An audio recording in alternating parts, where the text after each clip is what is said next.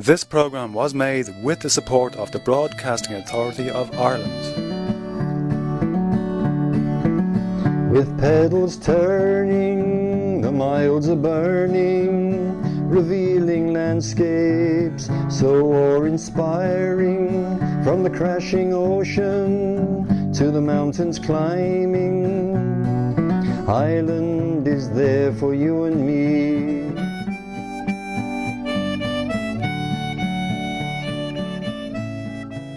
Ireland is beautiful. The trip in Ireland, it was just, it was all about the people, you know. Everything, the weather, the country, the people, they're so friendly. We fell in love with the people, the place. We just fell in love with the people here. They were all so kind. Well, I like the friendliness of the people. Everyone says hello, hello. People are so fine and enjoy their holidays, of course. People are really fantastic, really. Thank you very much. Thank you for Ireland for such a lovely holiday and meeting such lovely people, especially Kate at the Scariff. Absolutely superb. Thank you.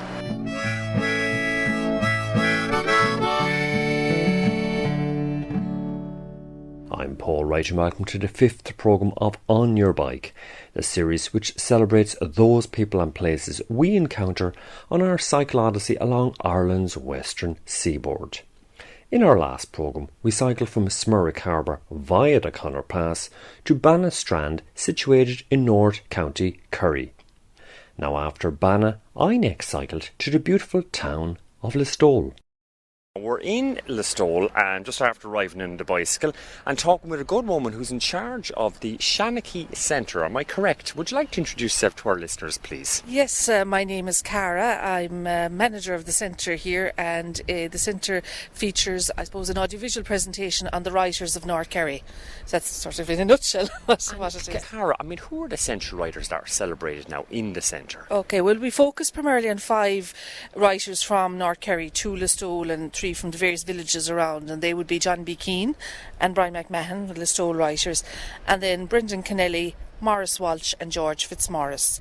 And as I said, they're from various villages around North Kerry, and I suppose they're the most well known of all the writers from the region, and who had very successful careers in their time.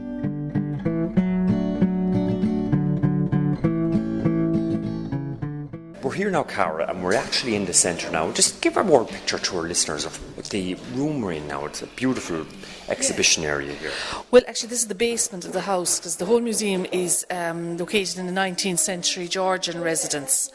And the basement here is the first room of the house. It's the Shannon room, and it's based around Eamon Kelly. And all our rooms have audio presentations where you can hear the writers talk about their own personal lives, and also you can hear parts of their works performed by local actors. So we have recordings here of Eamon Kelly telling some stories and talking about the tradition of storytelling as well, and that kind of leads you on then to the other rooms in the museum.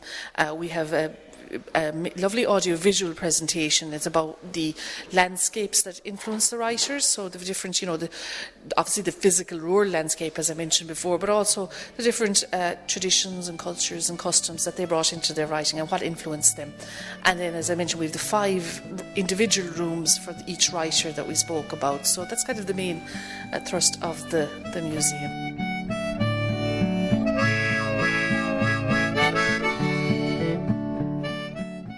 Just continuing our tour here of the centre, we've come into the Brian McMahon room. Tell our listeners now what this is really, really good as well. Again, words just don't do it justice. No, not at all. The style is the set, would say, is a classroom, and as I mentioned earlier, Brian was a school teacher by profession. So we have some of the actually original old desks from the boys' national school where he taught, so which is very. I remember sitting in desks like that myself, believe it or not. Absolutely. As a young garçon in a Thai CBS in a Thai in County Kildare. This is it, and the 2 blackboards with the old Irish map on the wall there, and some old textbooks and things like that. So yes, and I suppose the most unusual thing in the room is an elephant coming out of a little cupboard, and again, that's a story that's told in the room. The story, which is apparently a true story of an elephant. Well, obviously an elephant, but it was Brian loved to tell stories to the children, in an evening before they went home, and he one day told them that he was a magician and that he could make magic, and they were asking, well, what can you do? And he said he could make an elephant appear. So they said, no way, he couldn't. He said, come back tomorrow now. And he said, I bet you'll have an elephant here. He'll appear in the classroom. So there was a visiting circus in town that day, and he went to them. They had a little baby elephant, and he asked them would they bring the elephant up at a certain time into the school, and they said they would. And he went in and he told all the boys to say abracadabra, abracadabra, which they did. And next thing, the elephant came in with its trainer or whatever into the classroom, and they were amazed at this sight of the elephant. You couldn't believe it. Absolutely. I mean, even nowadays you'd be amazed. This is it, yeah. So he was the real magician to them, and but that was the kind of thing he loved to do, and he loved to, I suppose, create imagination, in the minds of the children. And as it says on the blackboard, here's one of his own sayings: all great schoolmasters must have a touch of roguery. It keeps their pupils interested because at any moment magic can happen. So that's really what was behind, Brian McMahon.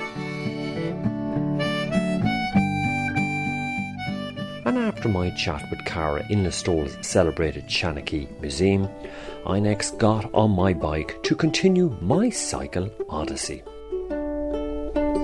With the pedals turning, the miles are burning, revealing landscapes so awe-inspiring, from the crashing ocean to the mountains climbing. Ireland is there for you and me. I'm talking with a good man here now. We're here at Tarbert Ferry, run by Shannon Ferries, and we're waiting for the ferry. It's just literally coming in now. But can you introduce yourself to our listeners, please? Yes, I'm Remy. I'm from France. Remy, you're from La Rochelle in West France, are you? Yes, I'm from La Rochelle. You were just telling me that you were waiting for the ferry here, and you were just saying to me that you were actually visiting the Dingle Peninsula for the last while. Now you're heading over to County Clare, am I correct? Yes, we make a trip with my girlfriend, and we are here from Sunday, and we go back in next Sunday. We arrived in Cork, and we go back in Cork. Today we visit Dingle Peninsula, and we are going to Ennis. Wow, and you're enjoying yourself, are you? Yes, very nice. It's a very, very good country, lovely landscapes, and a very good trip. And Remy, just for yourself, what's been the highlight of your stay here in Ireland so far now? We loved Kinsale in the South Cork. Beara Peninsula was very lovely, and today Dingle Peninsula was amazing, really amazing. That's good. No, they're all good, aren't they? Was there anyone in particular that really stood out for yourself? Everyone always kind of has a favourite. That's what I've noticed interviewing people. Was there any favourite for yourself that, God, I'd really love to go back to that particular place? Maybe the very south of Ireland. We had spent one night in a lovely B&B in Schull. Oh, right, in Schull, right, great. A lovely spot, isn't it? Yeah, it's gorgeous. Very typical, and a very lovely evening, a lovely night. That's great. And is this your first time in Ireland, Remy's, or have you been here before? Yes, it's my first time in Ireland. And you're happy now here? Is it what you expected, or were you kind of thinking to be a bit different, or what? It's a very good trip, and I'm very happy to have made this choice for this summer and these holidays. That's great. And have you travelled much in Europe, around Europe yourself? Yes, 2 years ago we go to Denmark, where we have friends that live there, and it's also lovely. Right, it's great. You just can't be travel. The ferry has just come in here now, and we're just watching people getting off, so we'll be boarding ourselves very shortly.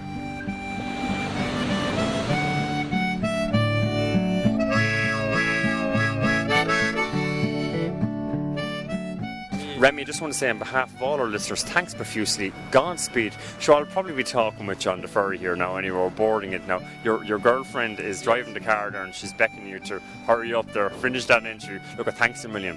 Merci beaucoup. Merci à vous, et have a good listen. Here now on Tarbert Ferry, I'm in the cockpit, is that what it's called? Pilot house. The pilot house of the ferry, the Shannon ferry, crossing from Tarbert to Killimer. You're the captain of the ferry. That's right, yeah. Do you want to introduce yourself to our listeners, please? John Gallagher is the name. John, what's it like? I mean, captaining the ferry now and bringing it across and everything. This is a big ferry. It is, the actual handling the ferry is not as such too bad. The river is treacherous with currents, and that's where the main time, this time consuming. No crossing is the same. You'd want to know it fairly well, I'd say. You want to be looking at the charts now and everything. Tides are up and down all the time, and I mean, I'm just looking at it there now and looking at the currents out there just while I was waiting, and it's fairly, I mean, it's a soft day today, and yet you can see, like, it's the waters, there's a good bit of movement in the water, and today is a calm day. There's an awful lot of movement, and we can go over at 20 knots on ebb tide and spring tide. Today, we can come back at about 7.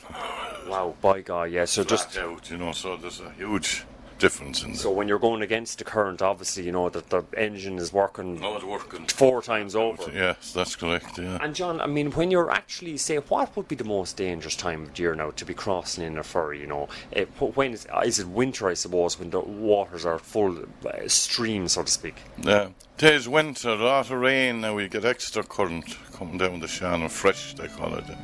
It actually floats on top of the salt water.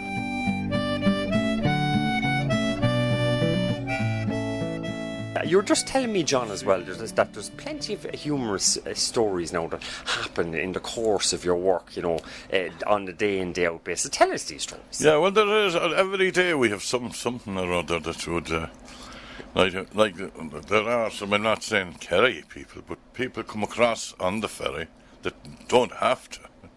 They'll be only going to Limerick or something.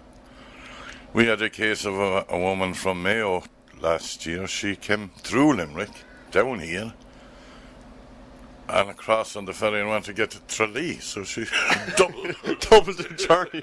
I don't think she was looking at her map or whatever. No, God, there's not much logic there, but maybe she just wanted to have a ferry trip, you never know, or what. Yeah, but the Americans are something else. I'd say they love it though, John. I'd say they love it. It's all part of the adventure, I mean, it's going across in the ferry and the excitement and the thrill and the adventure. Right, yeah, they do, but they're inclined to mix up Shannon with the airport, with everything else. And they think this ferry is bringing them to the airport. It's not bringing them anywhere near it. God, well, that could be a bit of a problem. Unless we move the Shannon River, we're going to have a problem reaching the airport. No matter how good Irish engineering, it's going to take at least a century. And, by God, and would that actually be quite common, would it? It would, yeah. It's surprising how often it happens. And John, where are the people coming from? I mean, who's your biggest clients here now? Is it Irish people or people coming from different parts of the world, or is it depends on time of year or what? Time of year, I'd say that even this time of year now, 50% are commuters. Some kind of another, Really, people commuting, just working maybe coming from County Clare, working in the Kerry or vice versa. Yes, that's right. Money Point now, the power station, there's a good few back and over there. So which is just beside us here in Tarbert. Wow, yeah, by God. There's various school teachers and things like that up and down all the time, and trucks. The milk to Listowel now, that's a big traffic. There's plenty of traffic there. And John, obviously you're following the tradition of ferries. I mean, I know up in Dublin, you had the famous ferries across the Liffey and everything. This is a part of a lore which is going back centuries. This is the modern, if you want to call it, the successor to many, many ferries which went before. It is, yeah. There were several ferries here, even sailing boats. They'd have been slow and worked with the tide. This one is now in the late 60s, it was. And how long have you been involved in maritime navigation yourself? Well, if I live till next year, I'll be 50 years. Congratulations. Not here, I was away in the ships, the deep sea. Was it the Merchant Navy? Merchant Navy, yeah. You must love it. I mean, you don't stick with it. Well, obviously, anyone involved. I've never yet met a Merchant Navy man who didn't love the work. Well, there's some thing about it. There's people tried it to come ashore and didn't last very long. Yeah, absolutely. It's a bit like the guys working the trawlers. I have friends, and they're the very same. They can't, landlubber. I will never be. And I'd say you could tell a yarn or two. Now, obviously, the ferry has to go. We have to start and everything. So we're going to have to call. I think the minutes are ticking away till the countdown, till the engines start up and that. And I'd say it must have been. What was the best part of the world you ever worked in on the Merchant Navy? Well, I'd say the Mediterranean. That's our weather and everything. There was some very nice, you'd be thinking of Naples and those big places, but there were some lovely small places around there, Whereabouts, Sicily or Lebanon? Sicily, Italy, and Spain even. Some of the smaller ports are lovely. Anyone in particular that really, really stands out in your mind's eye, just looking back at them in retrospect, the golden memories of those days? For a gentleman that cycling bicycle there to pay his fare. It's just. Oh yeah, you can tell him. You can tell him I'm on the way. That's me. Tell him I won't abscond. What am I supposed to do? Jump in the river? Yeah. Tell him I'm on the way. That's great. So look, John, we'll call it a day anyway. I think that's the call to start the ferry. Look, thanks a million, John, on behalf of all our listeners. Godspeed, and thank you very, very much. You're welcome.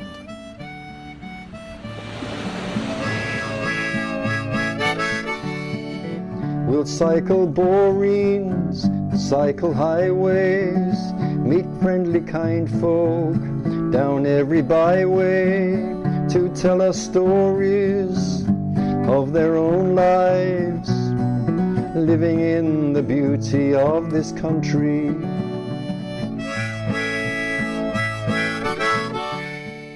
Now, I've just cycled up from Killimer and I got off the Shannon ferries there, and I have arrived into Kilrush, a fantastic, beautiful maritime town steeped in maritime history, and I booked myself into a lovely hostel here tonight. I'm talking with the manager of the hostel. Would you like to introduce yourself to our listeners?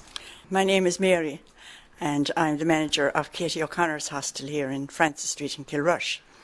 Now, we're just starting with a set dancing festival just about to start this evening, and it's called the Inishkahi Coltus Cultori Éireann Festival, and it's going to be on until Sunday. So we'll have some open air dancing and singing, also music classes and dancing classes, and we're hoping the weather stays good for it. And Mary, the weather has been fantastic up to now. The sun is beaming down there, and it's looking down over the harbour there in Kilrush. And what do you love most? I mean, you're here now in Kilrush for a good time. You were telling me you were brought up 10 miles outside of Kilrush on a farm. What do you love about this area and about Kilrush and all this part of County Clare? Yeah, well, I've lived in this area all my life, and so I know the people, I know every place. So I love meeting people from other countries and from other parts of Ireland and telling them all about this area, where we have the marina just where I can see it from the street, and people go on the boats out to see the dolphins. Then we tell them about the history of the area. There's a heritage centre in the town. I like to tell them about all about that, and about the pubs and where the music and the dancing is on in the different nights. So I just love dealing with people, meeting and talking to people. That's fantastic. And you're getting people from all necks of the world, all corners of the world. I mean, tonight, who would you have staying in the hostel tonight? What nationalities? Tonight we have some people from Dublin, people from Germany, from Switzerland, from the USA, from Austria. I think that's about it tonight, but there are some nights when we have maybe 16 different nationalities. So it's all very interesting, and everybody speaks English, so they can all meet and talk and tell each other of the day's experiences. So literally, Mary, you're meeting the world and our mum. Yes, and I like to travel myself in the winter when the hostel is closed, and I always stay in hostels. That's fantastic. That's brilliant. It's great to meet somebody, you know. So not only are you running the hostel, but you love the whole lore of the hostels. What is it about it, Mary? I mean, what do you love most about hostels and meeting? Is it because of the meeting people and all that, you know, the open university aspect of it? Yeah, I think it is, yes, the interaction with all the different nationalities and also trying to learn a few sentences in a few different languages and practicing that when I meet people from Germany and France and any country. I try to speak my few words.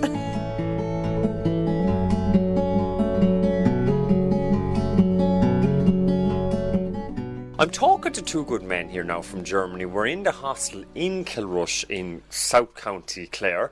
Would you like to introduce yourself to our listeners, please? Hello, I'm Patrick, 26 years old, and I'm from Germany, from the southern part, Bavaria. And yeah, I'm traveling with my friend Tony.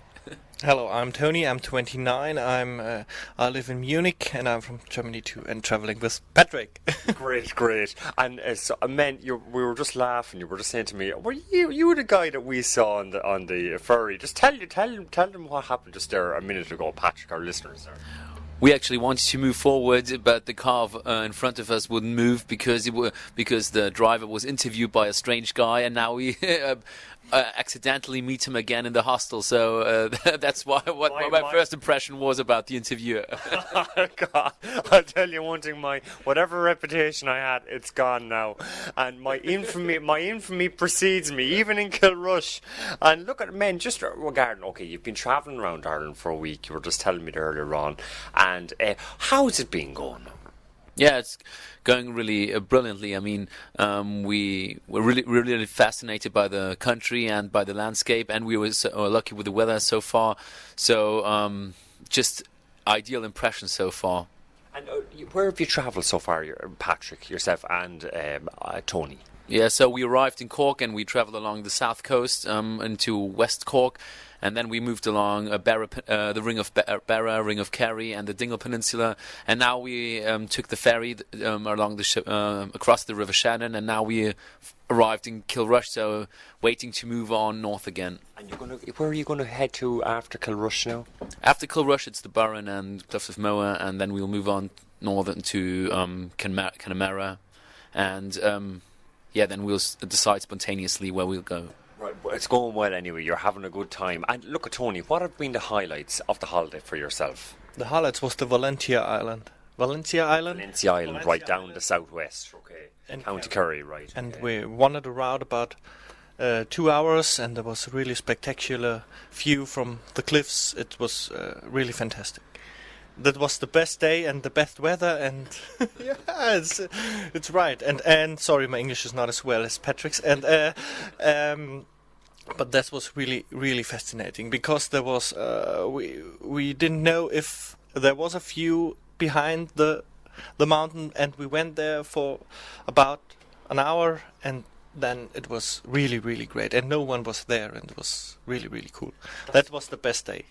That's brilliant. And men, coming from Germany yourselves, a very populated country. I was out in Berlin there for a while back in 2007. Loved it. Absolutely loved it. But a lot more populated than Ireland. I think we're all agreed on that there. It's a big 80 million or whatever in Germany. What does it feel like for yourselves coming over and seeing these wild countrysides, where there's very few people?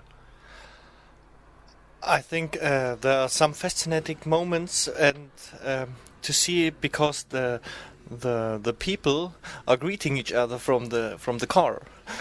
If you drive around the Ring of Barra or the Ring of the Dingle today, the people come in a car. They cross each other, and they always say hello and rise up the hand, and that's very familiar. I think it's cool. No one in Germany does it. That's one point, I think, and the streets are very fascinating. Why are the streets fascinating now? Yes, they are quite small, and it always goes up and down, and very hilly. Very hilly. It's very fascinating for German people, I think, to travel around by car, because and always the bush and the wood besides the street. It's some small views, but they're really they're particular for us. And look at who's doing the driving, Patrick or Tony? I'm driving. No, Patrick, what's it like? Yeah, you always have to concentrate, and it's on these very narrow streets, so you always have to pay attention, and you can't only occasionally enjoy the view because you always have to pay attention on the streets. But it's he's enjoying the view, he's having his coffee, and I'm doing the driving. You know. Did you kill any sheep yet? Now? Not yet. Only no. I'm kidding. No, it's not. So far, everything perfect.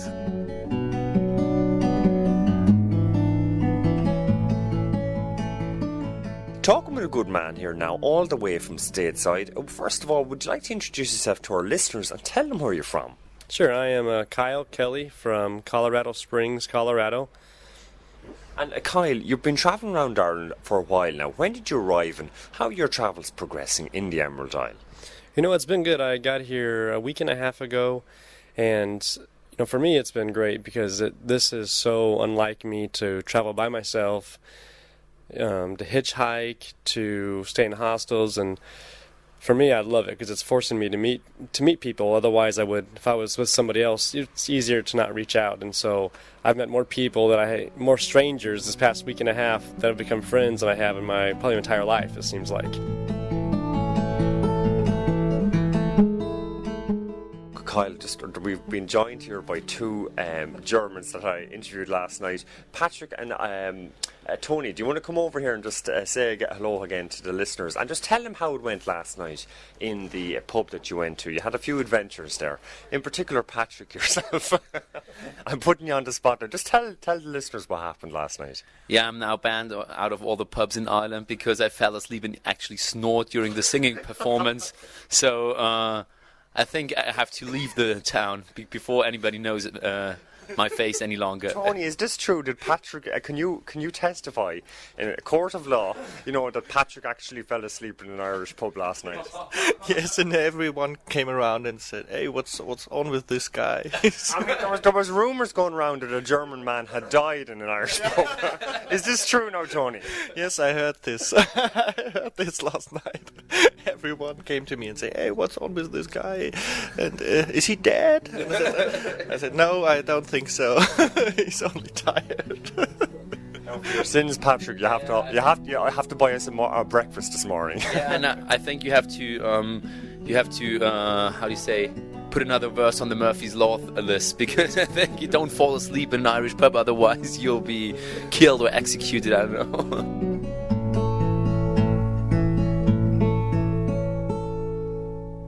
And to hear more exciting travel adventures, then make sure to catch our next number 6 programme in this 13-part On Your Bike series, when we'll be investigating the phenomenon of Shannon dolphins and lots more.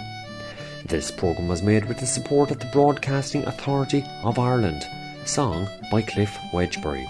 From myself, Paul Wright, bye for now.